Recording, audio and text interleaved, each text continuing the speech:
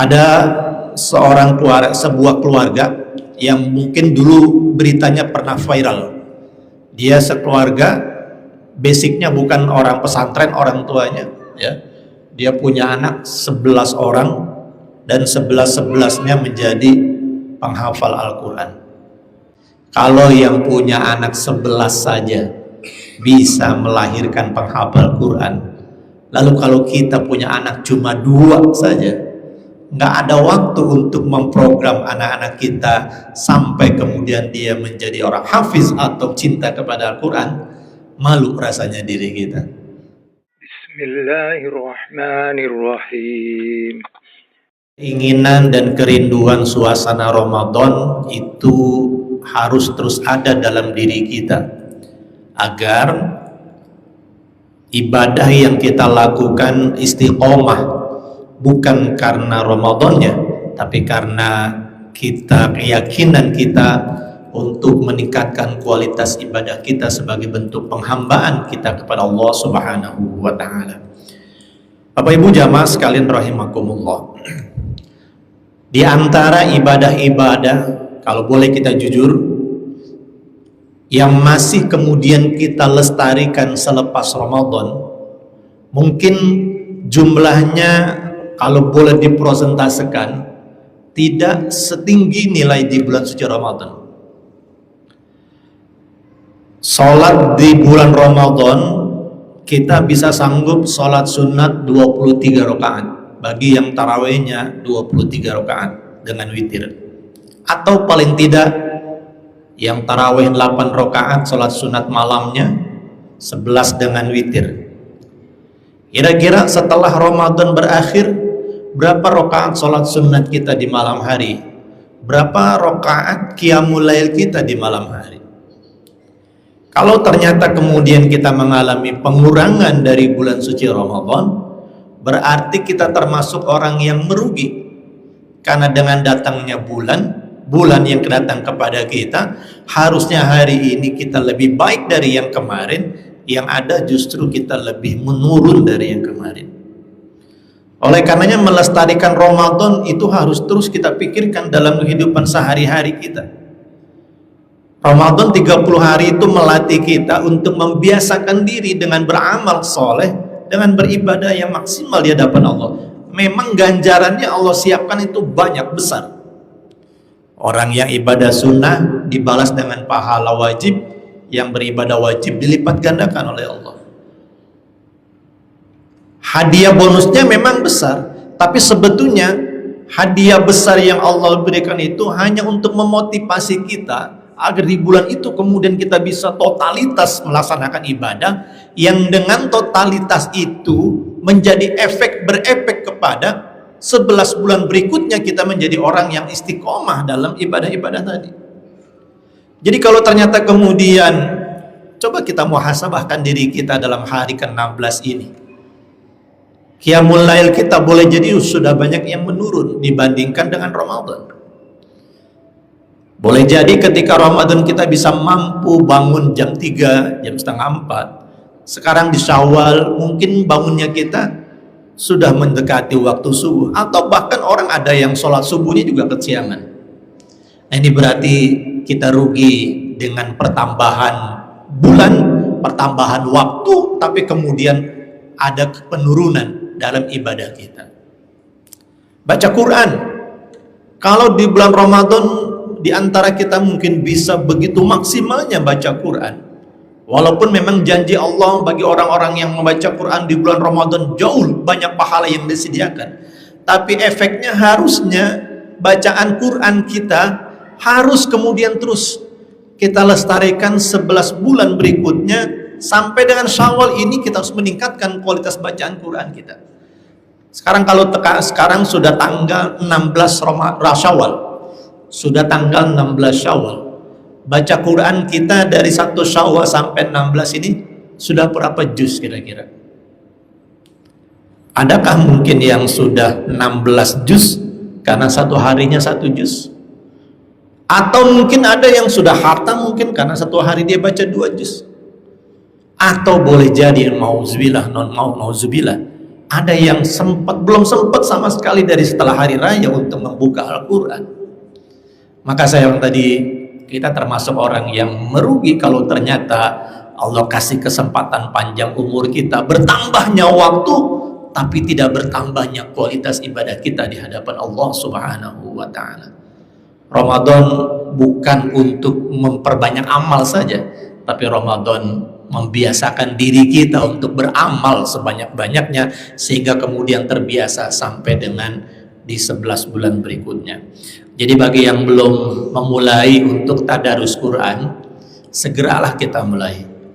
Tekadkan, saya di Ramadan kemarin bisa 3 kali khatam, paling enggak dalam bulan-bulan berikutnya minimal saya sekali dalam sebulan khatam Quran. Karena kalau tidak ada tekad yang kita buat dengan kuat, Bapak Ibu sekalian, maka berjalannya waktu kemudian itu menjadi sesuatu yang seakan-akan ya begitu aja tanpa kita sadari. Maka tidak heran banyak orang-orang yang kemudian baca Quran itu ya hanya di Ramadan saja. Sehari-harinya dengan begitu sibuknya dengan alasan dia sampai tak terbuka Al-Quran itu. Ustadz, kapan lah saya sempat baca Quran Ustadz? Pagi saya kerja, pulang sudah sore, sampai rumah sudah capek dan sebagainya.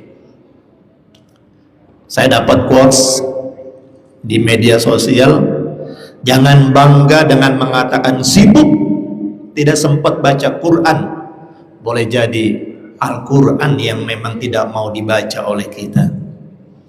Nah, oleh karenanya lestarikan apa yang sudah menjadi kebiasaan kita di bulan suci Ramadan untuk terus kita pertahankan di bulan-bulan berikutnya, termasuklah Syawal ini.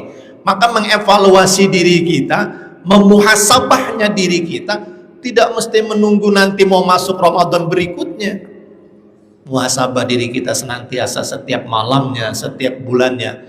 Kira-kira dalam bulan ini amal yang terbaik apa yang sudah kita lakukan setelah bulan Ramadan berakhir di tengah-tengah kita semua.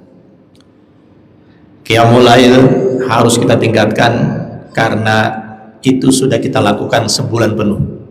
Baca Quran harus terus kita tingkatkan di sela-sela waktu-waktu kita.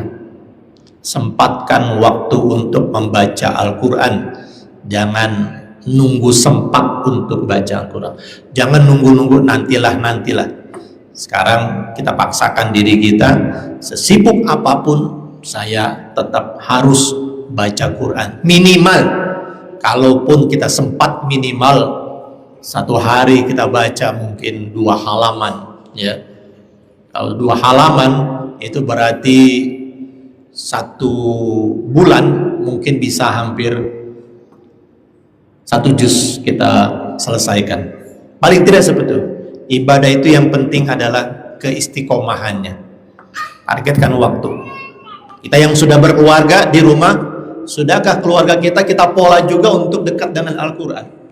Bapak Ibu jamaah sekalian rahimakumullah, keluarga itu akan menjadi keluarga yang tenang, keluarga yang tentram, bahkan keluarga yang akan dihormati dan dimuliakan kalau memang fokus dalam keluarga itu melakukan intensitas terhadap Al-Quran. Ada sebuah keluarga yang mungkin dulu beritanya pernah viral.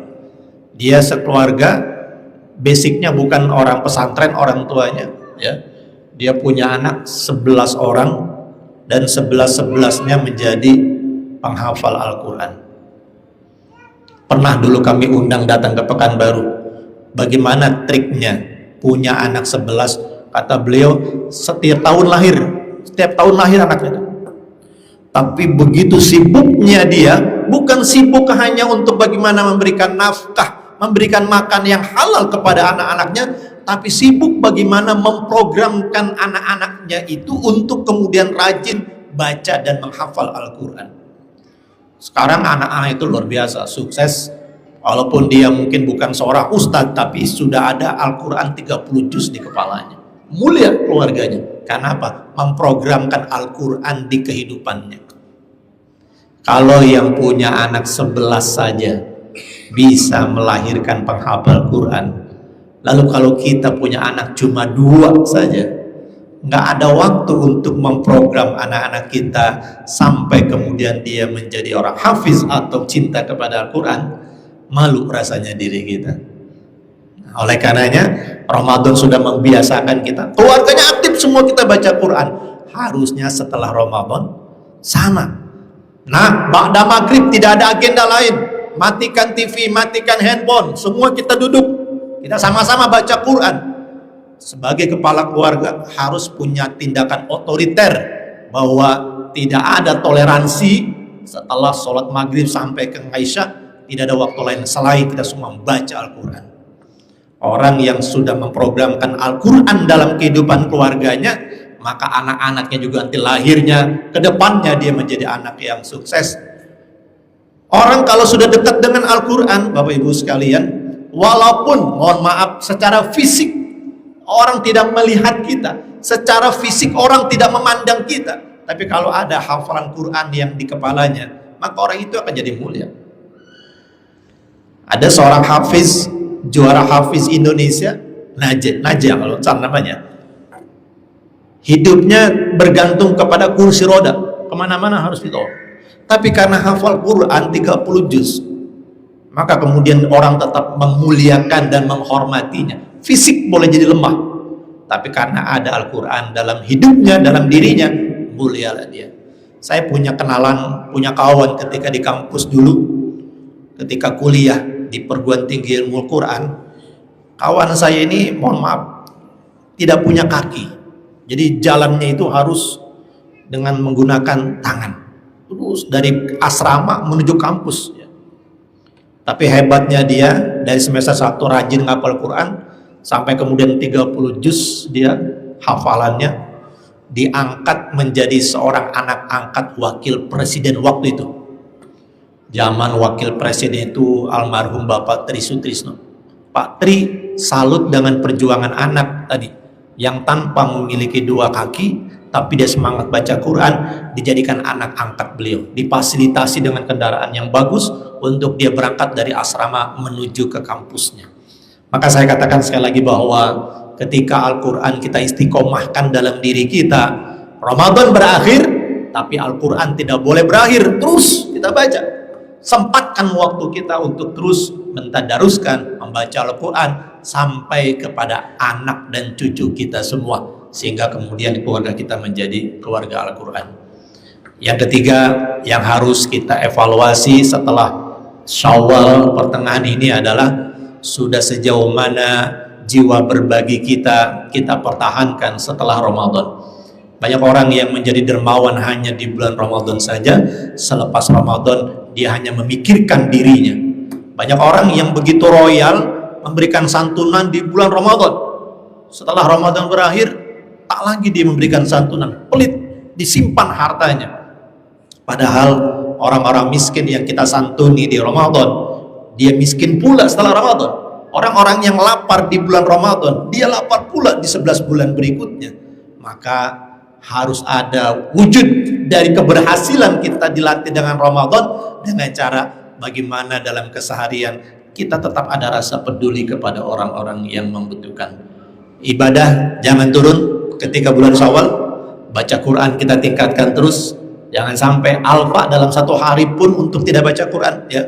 Kuatkan terus, paksakan diri kita. Kalau sehari itu belum, menjelang tidur paksakan baca Quran. Wah, hari ini saya belum baca Quran nih, paksakan sebelum tidur. Jangan sampai lepas 1 hari pun kita dengan tidak ada bacaan Quran dalam diri kita. Ajak keluarga kita, ajak anak-anak kita, carikan space waktu yang khusus untuk mereka sama-sama baca Quran. Dan yang ketiga, yang tidak boleh kita lupakan pelatihan dari Ramadan adalah mari tumbuhkan jiwa berbagi kita sebagai bentuk kepedulian kepada orang-orang yang membutuhkan. Mudah-mudahan Allah istiqomahkan kita dengan amal-amal soleh. Walaupun Ramadan sudah berlalu, kita harapkan istiqomah ibadah terus bisa kita pertahankan. Sampai kapan? Sampai ajal menjemput kita semua. Mudah-mudahan bermanfaat. Mohon maaf jika ada kesalahan. Billahi taufik wal hidayah. Assalamualaikum warahmatullahi wabarakatuh.